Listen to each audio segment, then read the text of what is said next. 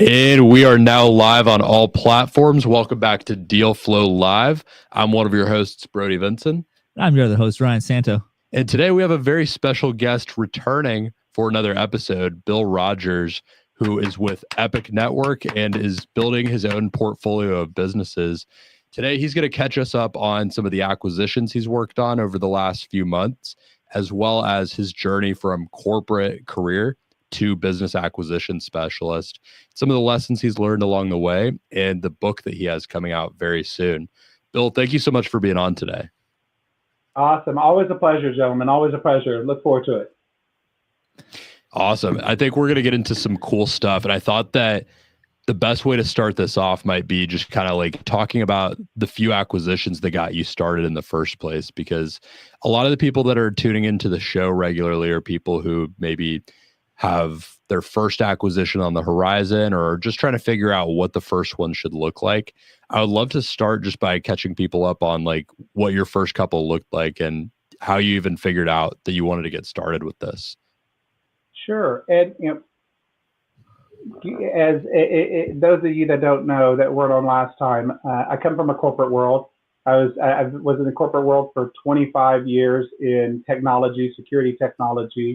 I was a chief revenue officer for the last 18 years, and then pulled the escape hatch in May, June of last year to really focus on acquisitions full time. My wife is a born entrepreneur. She was an entrepreneur. She's been an entrepreneur for the past 25 years, and has bought businesses, sold businesses, and been in that world. And I've always been in the structured corporate world, and seeing that success, being part of Epic Network, to really learn that you can truly go out and acquire a company for little or no money out of pocket. And that's what Epic Network focuses on, is how do you go out and acquire a business for no money out of pocket, little no money out of pocket.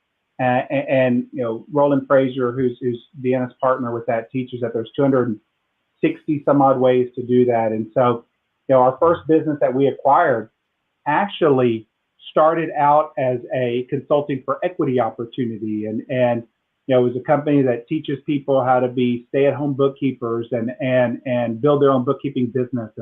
And so we started consulting with the person and the owner, and then she saw the value that we brought in knowledge and sales and operations, and that 4 months later we made a position of hey, we want to really help scale and grow the valuation of this company.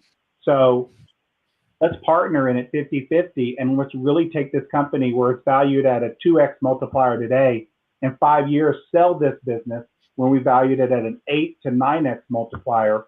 And we built confidence and credibility with her by doing that. And so there's so many businesses. The businesses that I really go out and target are the ones that retired seller. That retired seller is a perfect one, because ideally they're looking for a 401k. They don't want to pay the taxes on selling $1 million business and taking $1 million cash and paying the taxes on it. So, really negotiating a deal stack with them, earn out, seller financing, things like that basically that sell of the business becomes their 401k, and you're partnered with them. And so those are the kind of deals that I start going after. My specialty and what I really focus on are home services type of businesses. So what made you think home services? Because the audience hears us talk about home services a lot. It's one of the areas we like to cover the most, but you were kind of catching us up on like a little bit before the show on what got you focused so much on them. What were some of the things that you saw happening in home services, residential services, that made it attractive to you to look at businesses in? One, the most boring businesses tend to be the most profitable businesses. I see so many people that get into, and I deal with people in the M&A world all day long now. People that want to acquire the Facebook group or the Meetup group or the next tech or the next AI or something like that. The boring businesses are stable and they're profitable. At home services, everybody will have an HVAC go down. Everybody will have a plumbing issue. Everybody will have that. HVAC is stable because peaks and valleys of technology, things like that. Plumbing is plumbing, HVAC, HVAC. The technology may tweak, but those are stable industries.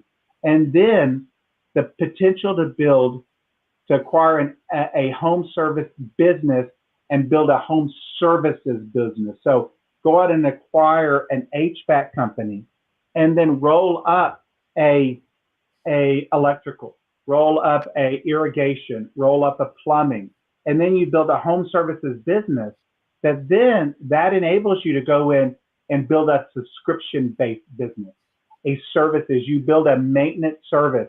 So, everybody's heard of American Home Shield. People are paying American Home Shield $199 a month, and you can build out your own businesses. Does the same type of thing local to you. Services and recurring revenue grow the valuation of a company. So I'm always looking for businesses that I can acquire, that I can layer in some type of recurring revenue model, because that becomes mailbox money. Two, it increases the valuation of the company. And that's sort of why I target home services as well. I love it. Remind me, I got to send you this podcast. This guy running a pretty large home services company shared it with me recently. It's a really good listen. And it was about how essentially if you kind of switch the usual maintenance model that a lot of them are doing right now and make it more of like a membership model, almost like the Costco membership model, where it's more based around discounts than like the reoccurring service. A lot of them are like really having success with that model too. I thought it was really interesting, just like a cool way to consider it. We've seen some similar stuff in it. And I think home services, it's just, the other thing I would add to that is there's so many of them spread out across so many areas. Like there's so many of these little companies that started years ago and have just grown for a while and has an owner that might not want to stay in it anymore. So I think there's a lot of opportunities for it. And that's where you build a brand. So you become that one-stop shop. Everybody, if you've got a sprinkler system, sooner or later it's going to fail. Sooner or later, one of your home services, so building that one, you start utilizing one facility, one space, you roll it up, and it becomes highly profitable. Anybody research, search ABC Pest Control in Austin. This business has been around for practically my whole life, and I grew up here. And I'll never forget, they were downtown Austin. There was a big cockroach spinning around on the top of their building, and that's what they were already known for. Now you look them, they do, they built out a home services, that pest and lawn, sprinkler, electrical, pool. They have like 40 different types of home services built under them, and it was So no anteater, it was an anteater on top of their building spinning around. That little thing was on the top of their building. Now they built out an entire services business. If you go back up to the top and you look at, go back to the top and look at other services, all of this type of stuff that they do, that it built off from that base of that pest control service, and now, and they have a subscription. And they handle the pool, they handle all of that kind of stuff. They do holiday lights. So that is my goal of why go out and to try to acquire an HVAC in Austin, in San Antonio, in Houston, in Dallas. Why not acquire an HVAC in Austin and then a plumbing in Austin, a sprinkler in Austin, and build that one? You combine all those resources into one facility, so you're immediately becoming more profitable because you're getting rid of 5 different locations and rolling it into one location, or you're creating satellite offices for it throughout town. So those are ways that you can really take that and one home service and build out a home services business. I love it. And I think the really interesting thing on that, when you're talking about potentially, I'm not sure like whether you prefer more of like a buy and hold long-term strategy or kind of a buy, build, and then sell down the road. But for anyone who might want to sell something like that down the road, the other really cool thing is that when you roll up multiple companies in one, you can increase the multiple of the business as a combination just by making it slowly larger and larger like that and cross-selling some of those services. I think that's part of the reason that like we've seen just a lot of interest in the space. I think it's a good area to be focused on. Another thing I would love to ask you about is some of the stuff that you've been learning just as you've been going through this. Obviously, we know as we're talking off air that led to this book that you've written that's coming out soon. I'd love to hear a little bit about the decision to publish the book and just what that journey's been like and what some of the key lessons you've learned have been. Oh, great question. So what really, I was integrated corporate I worked at Dell before I went to Observant Technologies, and I was in the corporate world for 25 years. And that culture shock from day one, when you get up that I don't have my executive admin sending me my calendar for the day, that I don't have this scheduled meeting or that scheduled meeting. To the world of an entrepreneur, it was culture shock.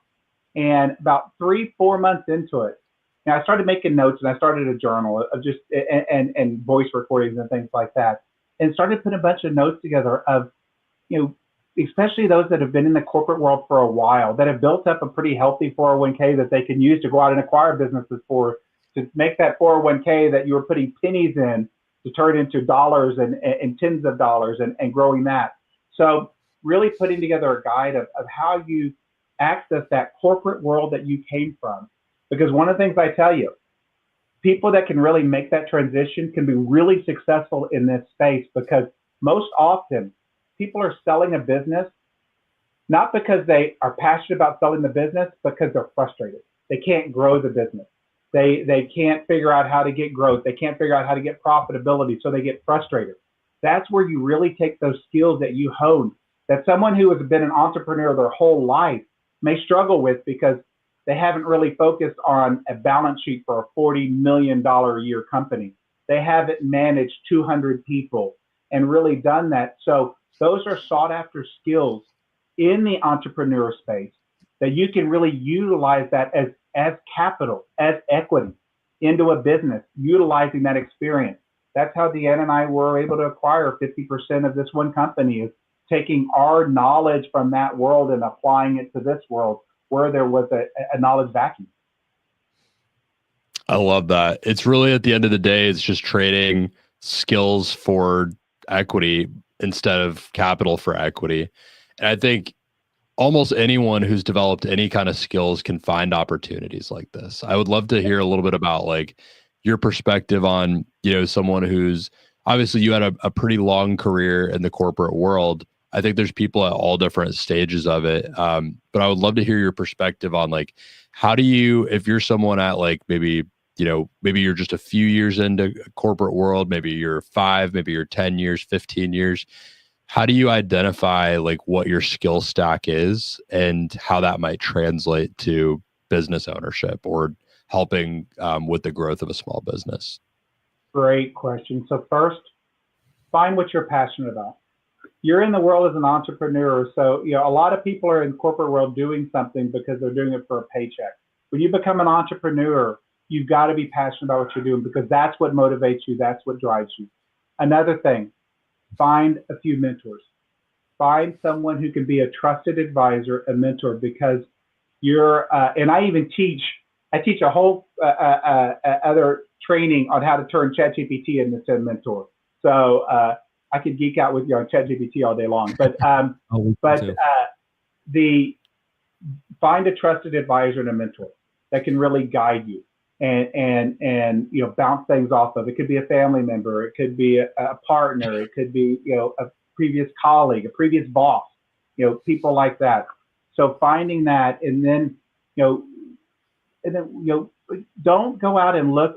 So many people are so focused on shiny apples and going and looking at the shiny apple, or I got to close my first deal now, and I got to close my first deal now, and so I'm going to go close a deal that ends up being an albatross around my neck.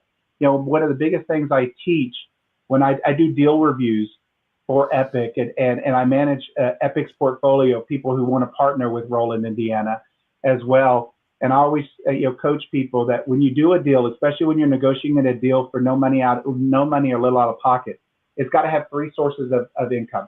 It's got to have income to pay for the deal stack. It's got to have income to pay you, and it's got to have income to grow the company. If it doesn't provide those 3 sources of income, then why do you want to acquire it? And so you've got to hold yourself. The first thing in getting into this space is defining your acquisition criteria. What is your criteria For Deanna and I, it's businesses that are 3 million to 10 million, businesses that have been around for greater than 3 years, businesses that have to have an operator in place because we don't want to acquire a job. Those are the things that Roland teaches at Epic of building out that acquisition criteria. And then once you have that, now you're not out there just throwing stuff at the wind, hoping something will catch, but you're really targeting those businesses that you can get passionate about. What is a hobby? If your hobby is going to the gym, great. Start looking at acquiring stuff in the health and wellness space because that's something you can get passionate about. I love it. And I think you're going to work harder if you are passionate about it, which in the world of business, and this is something that not everyone, I mean, like in your case, it might have been a little bit different as a chief revenue officer, but for a lot of people transitioning out of a corporate career, they might not be used to that, where their effort can actually, like additional effort can actually directly equate to more earning potential and more growth of income. That's not always the case. Sometimes you're capped at a salary. And so if you pick something that you are passionate about, you're going to want to show up every day and put effort into it and pour your heart and soul into it. And that could mean a lot more earning potential just because you're growing the business faster. It also can't be understated, the power of the mentorship aspect of it. I think, Bill constantly references back to his wife and Roland and these people that he works with, and the fact that he also teaches. Literally, if you can't find mentor, because people are always asking, how do I find this? How do I do that? He can teach you how to make ChatGPT your mentor in an effective manner, which, if you're antisocial, or as we've met some people who are from other countries that live in small cities or villages, that's not stopping you anymore. You got all the resources now. So I think that is certainly an underrepresented criteria in the world of business buying, the importance of that mentorship. 100%. No, I agree. And I actually, right before this call, got off a call teaching a group of investors on how to turn brand new investors, how to turn ChatGPT into a trusted advisor. With AI today, you've always got, I was teaching them how to role play, how to use role playing with ChatGPT with a buyer and a seller, and you're not confident. Keep in mind, if you want to acquire a business for little or no money out of pocket, a lot of it involves the seller putting up the note, so to speak. So they've got to have confidence in you. So how do you use ChatGPT and advisors to role play so that when you are interacting with that seller, and even if it's your very first business that you're going after, you've got that you're building that level of confidence with them out of the gate. So utilizing tools like that is key. Keep in mind, I started doing this before I pulled the escape hatch. Pulling the escape hatch physically and mentally are two different things. You can work and focus on doing business acquisitions. The vast majority of people that are in Epic Network are still working a JOB until they get to that level so that they can pull the physical escape hatch, but they're doing that, nights, weekends on their side. That's what's so great about the acquisition world is you can do it at any time. It's not a 9-to-5 job. Couldn't have said it better, honestly. That's kind of that's the most succinct way we've ever heard it said. So that's good stuff. I would love to hear, just, in anticipation of your book, what is, I'm sure there was a lot of different things that you went through writing that, and like some of the biggest takeaways. What was maybe the most impactful thing that you personally felt writing that book, and like the thing that you're most excited to share with the world through like your journey? Oh, great question. And in transparency, the book was supposed to launch last month, and I paused it to rewrite 2 chapters, and rewrite 2 chapters. And one of them is around building resilience. What you've got to focus on is being an entrepreneur. You can't judge your success based off the big win. Being an entrepreneur is a series of small wins, and building a business is not like riding an escalator where you fall down and you're going to still end up at the top. You got to make momentum every single day. And every single day, you got to challenge yourself. So you set a plan for the week. And then when you set that plan for the week, if you achieve that plan, then I'm going to go on LinkedIn and I'm going to reach out to this many people on LinkedIn.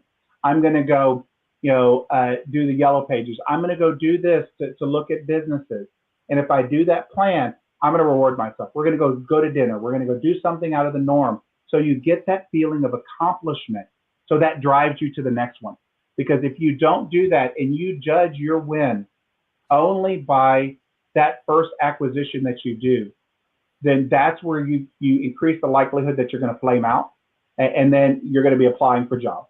And so that's why, one, don't pull the escape hatch physically until you're ready to support your income, so that you're not stressed, because when you become stressed, you start going crazy, Eddie. And I was Epic did a live event last week, and this was probably one of the biggest things I learned. And my wife, who's been in the M&A space for so long, tells me over and over and over. And I come from the corporate world with instant gratification. If I want something, I do this and I get it. And one of our coaches, Casey Eberhard, has this analogy of take a deal, put it in a crock pot and let it simmer. If you let it simmer and let it cook, it's going to get to the right temperature. If you try to pull it out too soon, it's going to be tough. It's going to be raw. And I'm so quick that it's my personality that I want to get the deal done. That really realizing that if I have patience and I let that deal simmer, and I let the seller really see that I'm not overly desperate, it grows your negotiation. And I'm still learning that today. Deanna and I had a conversation about that just last week.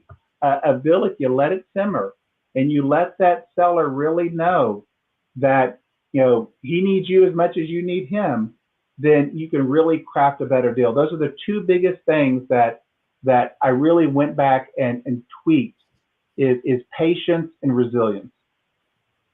I really like that analogy of putting the deal in the crock pot a lot. I haven't heard anything like that before. No, that's a first. That's a good one though.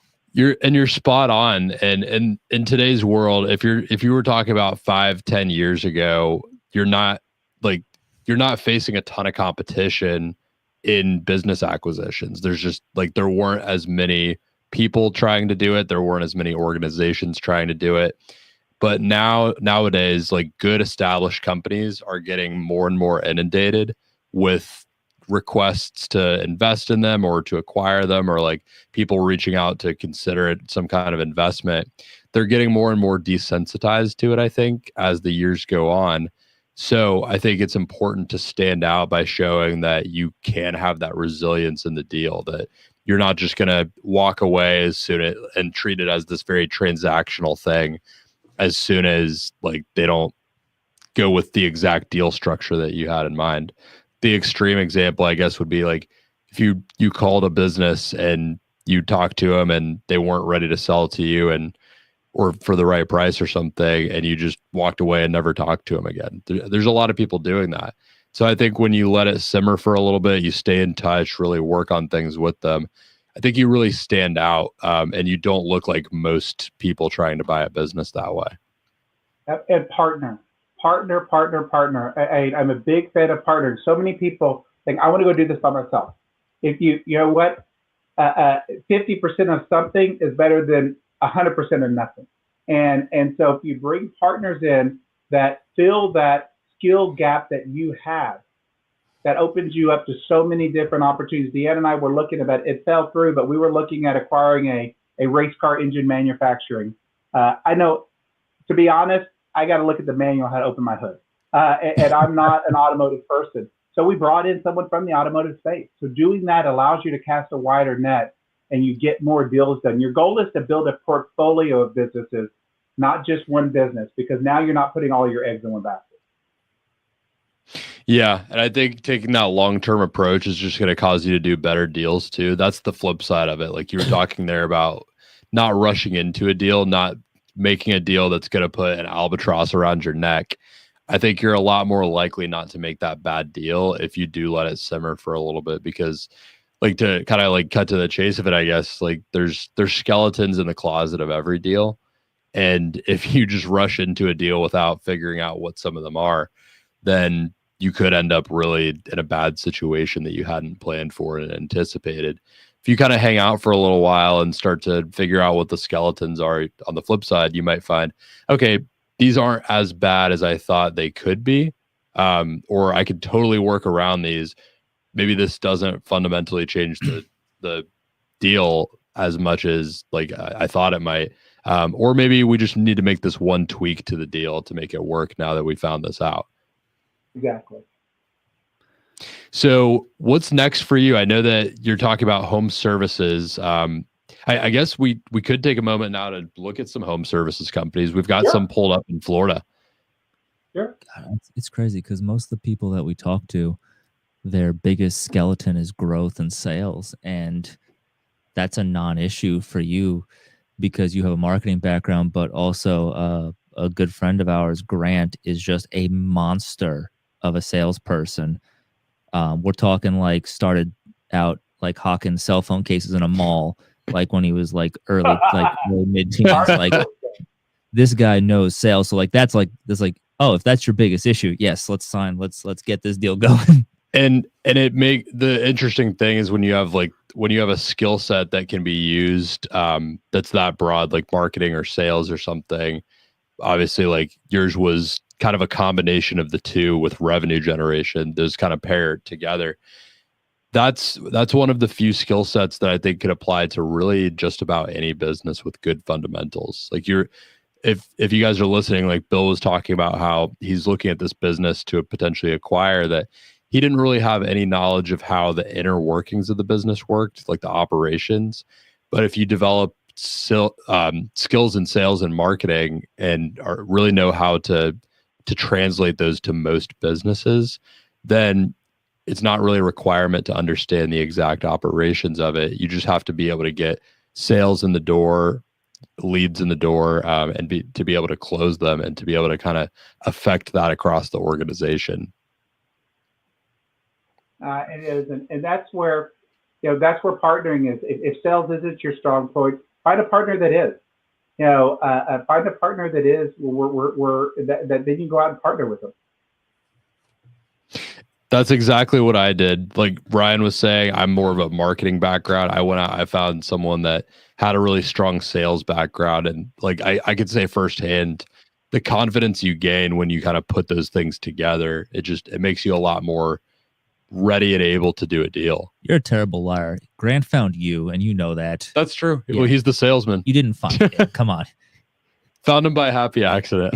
I marketed to find him. I found him through an ad. Any businesses that you guys see here that look interesting? Let's take a look at what about the commercial cleaning business, Polk County. See, I resonated with Bill on a deeper level. We both love cleaning. Yeah. This one does look interesting. Keep in mind that I really go after and target businesses that don't have brokers. There's so many ways that you can find businesses without brokers. So many different ways that you can find businesses. Keep in mind, brokers have become like real estate agents. And sorry if I'm offending any real estate agents, but with Zillow and Redfin and things like that, the need of a real estate agent is very minimal, and so is a broker. So it greatly increases your ability to acquire a business for no money out of pocket also. That's very true. If you can avoid the brokerage sites, do it. We use them we use them because they're a nice little visual aid for us. But I don't think any of the deals that we have that are on the table or going through, they're not brokerages. They're all leads that got reached out. We work on mostly off-market deals like that. Exactly. I completely agree. It just gives you a lot more leeway. I use BizBuy for examples a lot, but there's so many different avenues. So if you're interested, go look at epicnetwork.com and you can learn a lot. All right, let's talk about this one. What do you think off the rip, Bill? Like as far as the pricing, is this accurately priced in your mind? Is it overpriced, underpriced? What's your first kind of reaction to it? So cash flow 480. Does this have? Is there anything about SDE in here, or are we going straight off the cash flow? I don't think they usually list SDE as a separate item on here. We usually just go off of the cash flow. Okay, if we're using that, then you're looking for a home services cleaning business. You're looking at a 2.53x multiplier. So if I were to I've actually built a trusty little tool that walks through. Yeah, so I've actually got multipliers for businesses that I use, that I often use when I look at reviewing deals. No, most definitely. I think that 3.5. So yeah, no, this is a fair asking price. Gross revenue 1.0, 480 inventory. FF&E is 25K, so you can not a lot of okay. Scroll down and look at 11 years ago fully. So the kind of things that you're looking for is depending upon you. I don't want to acquire a business that I'm an operator in. So you want to look at are there employees? How long has it been in business? 18. That's nice. 18 years. 18 employees. I might write this deal down and actually start looking at it. There you go. So new owner has the option to work as much as they want to. So there you go. You got an operator in place. You could probably work remote. You could acquire this business and not be local. There's still a lot of unknowns. The real estate's not included, so you've got to take into account rent. So there's a couple ways to build the deal stack for a deal like this. If they're selling it, you would offer a 60 to 70% seller financing. I guarantee you that if he's owned the business for 11 years, he's probably looking to retire. So this is a great prime one for a seller financing, and then you can look at an asset-based loan to fund the stack. Maybe even if he's wanting more money short term, you can look at doing a 10% earnout. What's so great about earnouts is if say the earnout is the company's going to grow in SDE by 10% within 12 months based off of everything you've explained to the owner that you're going to do to grow the company. If it doesn't do that, congratulations, 10% of the seller price has now gone away. So that's a great way to leverage where a seller's wanting to get some short-term money in like 12 months, a big lump sum. You say, okay, we'll do 10% as an earnout, and then go from there. But I like that the business has been around. Some of the pros for me is that the business has been around for a while.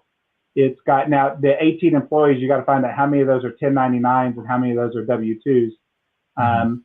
For that, it's got operators in place, and it's in a fast-growing area. So if I'm interested in, so here we go. Seller requires 10% down as part of LOI. So these are easy. So here's how I overcome something like this. When they're looking for a proof of funds up front, that is all broker talk. That is not seller talk. That's broker talk. That way you position back hard to the broker that I'm interested in acquiring a company that I want to roll up into a services-based businesses. This potentially meets my acquisition criteria. I'm willing to put together an aggressive deal stack, but I'm not ready to provide financial statements to you until I see that this is a deal that really fits into my acquisition criteria and I engage with the seller. I'm not buying a business from you. I'm buying a business from the seller, and I need to meet with them to understand the legacy of the business, the brand of the business, that kind of stuff. So that's how you can quickly, I bounce back on that very quickly. If that's just not something I provide, I'm interested in acquiring a business from a seller, and we're not at the point that I'm interested, that I'm going to provide you with financial statements and things like that. Anybody who's watching, go back, rewind that, and listen to him as many times as you need to write that out and use that, because that is probably the most succinct and professional way of dealing with that brokerage barrier that so many people come up against. It is. Exactly. And that is a really common objection to get. And we can't tell by this one directly whether it's listed by a broker. It says not disclosed here. That's a broker. But it's sounding like, based on what you heard there, where did you see they require proof of funds? Oh, down. Last sentence. Sirius acquires own and 10% down as part of LOI. Oh, yeah, there we go. Yeah, ain't nobody who's selling their business knowing how to write that out. No offense to anybody selling the business, but most business owners just list that. We've seen that. It's like Alan Watts and then his phone number. That's the owner. It does say listed by the owner, not a broker. So in that case, same scenario with the owner. Too early to have a conversation about that. My goal is to really understand your journey. Keep in mind that first discovery call you have is 80% letting them talk, 20% you talking. You that first discovery call, you're wanting to acquire this business for as little money as out of pocket as possible. It's all about building that trust and that relationship with that seller. So you let them tell their journey. You let them tell their story, their hurdles, their obstacles, their passion, and you get them emotional and you ask them probative questions. What is your biggest struggle for growth right now?